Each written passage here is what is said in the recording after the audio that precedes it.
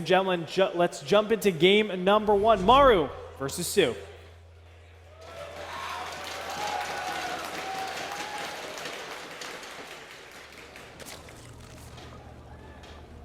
And here we go.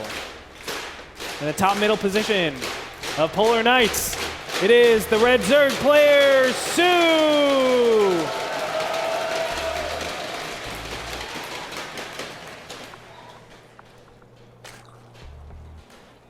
And his opponent, starting in the bottom middle, the youngest player to hit the stage in WCS Finals, it is Maru!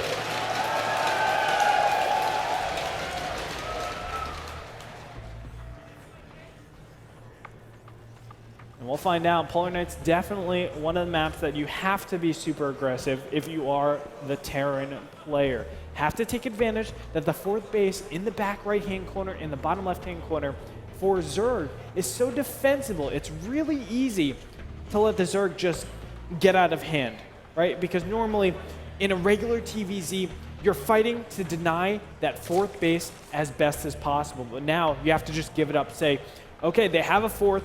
What do I do? How do I prepare for that high-tech transition? Normally, you don't want to do that. So you just say, let's just keep gunning down at that 3rd base, trying to take it out as best as possible.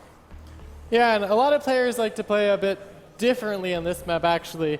You see there's 2 options for a potential 3rd base for a Zerg player, and which base he takes will play a lot into how the game plays out.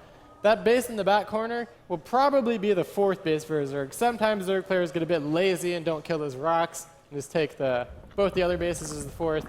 But it definitely can play a huge role. I think that's the best base to take as a 4th in the corner because it's so easy to defend, but sometimes we don't always see that on this map. Terran styles, usually you're going to go for that biomine that you see on most other maps. And this opening from him is also pretty common on this map. We haven't really seen that base being taken as the 3rd base. Is there any reason for that?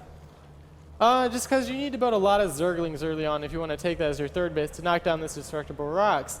And when you see an opening like this from the Terran player with those quick Reapers, you have no chance of doing that until at least Link Speed is out. And even after that, it's tough because they have Hellions in the map.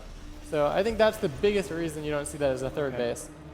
As it stands right now, very standard openings coming out from both these players' spawning pool. A very quick extractor beforehand. You can see the spawning pool has finished, and 100 gas is just about to be accrued. On the other side, just a regular Reaper expand from Maru, getting the 2nd supply depot before the commands are being thrown down. So he has that added, just that added production that he's able to go off of. Factory goes down immediately. We're going to see a reactor pop out of there momentarily. And as it stands right now, Maru putting on a little bit of his patented aggression, trying to kill as many Zerglings as possible. So far, 1 Zergling goes down, but things should end pretty quickly. Yep. After these queens are out, it's not too much they can do. Once the 2nd Reaper arrives, he'll be able to maybe poke up into the main, poke at this queen a bit, but there's no chance he kills this queen at all. Just dealing some damage to it, softening it up to make the job of the Hellions a little bit easier once they come out. Sometimes we can see some sort of transition into Banshees, but great micro. You can see both of them are in the red, but they will not go down. They just heal up very easily. A command center going down behind us, but are we going to see additional? It looks like Banshee play directly after this, right? Yep. Definitely looks like it could be that Banshee tech coming out. The only other option is some kind of quick medvac drop, but that's much more uncommon than that Banshee tech. And throwing down that tech lab now pretty much guarantees the Banshee will be coming out. And he is doing a pretty good job of denying this scouting. It is going to see the Banshees, I think, but I mean, you can't actually deny that completely when you're going for this opening. Yeah. Like he has, you're only going to have a single Marine on the field, and that's not enough to kill this Overlord before it can scout the Banshee tech. I mean, does see it lift, so he knows it's a Banshee. It could have been the Pulp build, right? We see that time and time again where he just gets a Viking out, so he just got the confirmation, or almost the confirmation that it's going to be a Banshee tech.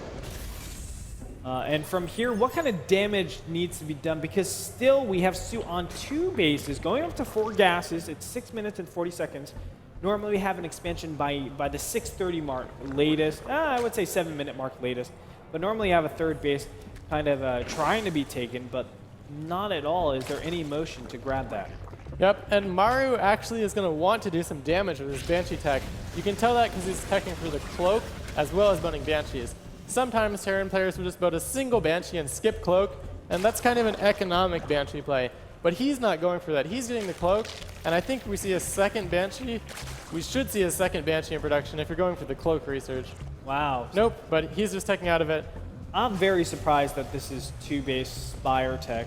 I overall feel like 2-base Spire tech is really hard to pull off in this map because creep spread is an essential part of just claiming your third base so you can get your fourth. And normally when you do this strategy, you will not be able to get a third base all too fast, but Zergling is going to push in here and doing a great job taking out Hellion to begin with, and now moving into the main base. Not going to be able to do much as there is reinforcements that backed up from the middle of the map to take out these Zerglings. But nice little counterattack by Su there. It's already done more than enough, actually. Although it didn't kill any workers, it pulled that Banshee back. And he invested into the Banshee, and he canceled that cloak upgrade, I guess, right before it finished. I think that was just a fake Su out then. But still, it's pulled the Banshee back, so there's no aggression coming from the Terran player. And Su, he hasn't even invested into a single Spore Crawler for his defense, so he's pretty much playing this out in kind of a bit of a greedy way, you can say, but it's not that greedy because you can still defend it against one Banshee pretty easily. Well, out will pop 8 Mutalisks in about 30 seconds. That's going to be so hard to deal with in this beginning stage. You can see only 9 minutes into the game, this attack will hit around 10 minutes. That's a very fast time for Mutas to be out on the field in TVZ. But trying to deny this third base, that'll help quite a bit. There's quite a bit of damage in this, but Queens will rush to the front and maybe have a transfuse. Yes, there is a transfuse to keep this alive, but it will not finish in time. That's the big problem. Hatchery almost down. Will he cancel? Yes, he will. Maru gets the cancel. And that's a big boon to the later stages of this game. Definitely a big move by Maru. But he's definitely not out of the woods yet. There's a lot of mutas flying across the map, and he has no defensives prepared at home. He doesn't have a single missile turret in his main, and he only has about 8 Marines on the field now. Yeah. And 8 Marines can't fight 9 Mutalisk, Andre. They can, but maybe they get a little bit scared. I mean, you never really know how many Marines are there. Mutas do poke in, but they're not going to directly engage because he is worried that there's just more Marines behind this. Stim is already finished. Combat Shield should be on the way, but unfortunately he forgot about that. Maybe just gas stress. Yes, he is right now. And he should poke in a bit farther. He can get some damage done here. No turrets on, and you can kind of dodge these Marines, pick off some SCVs. But there's mines. The mines will not go off. Wow. Razor thin edge right there. Overseer will be attacked a little bit. But overall, I feel like Maru's in a great position so far. I mean, the Mutas did very minimal damage. Turrets are up, 1-1 on the way. And the third base is just now at the 11-minute mark. More importantly, getting saturated. He's just now getting his Baneling nest. And if Maru does a push before Banelings are on the field, it can be kind of tough for Su to hold with only Mutalisk and Zerglings. Oh yeah, that's going to be a very difficult hold. I mean, along with that, the 1-1 is just about to finish, so you're going to have an upgrade advantage for the Terran players moving out onto the field. Mutas trying to buy time, counterattack, backstab, make the units pop back, and that's what they're doing. Good job taking out the mules. Those mules are so important to keep alive, as this part of the game especially, you want to be splurging on extra factories, your upgrades, and all of this requires a lot more minerals. Mutas popping in yet again, trying to do more damage. Let's take a look at the count. 10 workers killed so far. A nice job being done by Su. Income tab showing 69 to 59 harvesters. But now the push out. Nope, he's going to back up. All right. So things kind of reset right now. Banelings are on the way. Centrifugal hooks as well. And you know what? He actually needs his Baneling speed so badly for this incoming attack. Right now, supplies are looking at 144 supply to 130, or just about even, now that they've kind of made more units.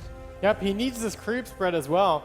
He has a pretty good creep spread on the left hand of the map, but on the right hand is where he actually needs it now to defend his third base. Yes. And he doesn't have too much out there right now. So feeble, and here's the 1-1 time, although the +1 Carapace has already finished.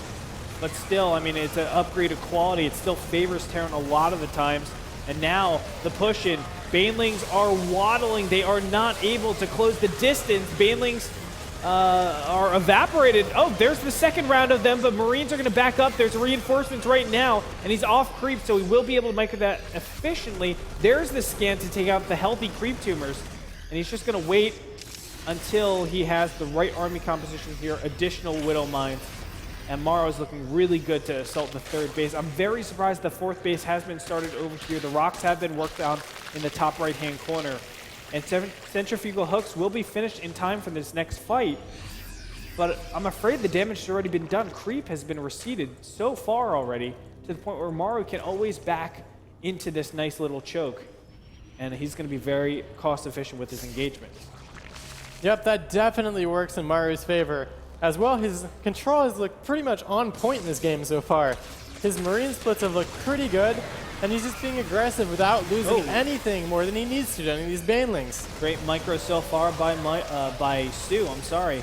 Just sending in a couple of circuits, but now finally showing a little bit of his multitasking problems as he wasn't able to dodge those baneling hits, but now moving in forward, killing the creep tumors yet again, backing up into the Widow Mines. Can he get any good baneling connections? No, he cannot, but he still has another wave. Just about 3, though. And Maru just drilling in with additional reinforcement. Baneling still not able to connect to anything of value. Now taking out the third base. Maru in perfect position to win game number 1. Again, trying to stop this, but can he do it? This is only Marine Army, but he's microing really well. Look at that split. And I just love how aggressively he's playing while splitting this well. Oh, it's letting him take out that third even here. He slims back behind some Widow Mine cover, now splitting out perfectly yet again. Beautiful play by the young Terran player. And he's just going to swing over to the fourth base, kill some creep tumors, and he'll be in prime position to take out this base as well. Just microing his units perfectly while engaging constantly, and that's tough to do as a Terran player. Yep. No, it definitely is. Now Thor getting in here. Wow, Thor is here. And the Marines are just going to gun down absolutely everything. The Marauders are taking a lot of the damage. The Banelings still cannot connect on anything as the splits are perfect for Maru. The Thor is still alive. Every single Muta getting swept up. And the fourth base under vital damage. There it is, GG. Maru takes game number 1. A perfectly played game on Polar Knights.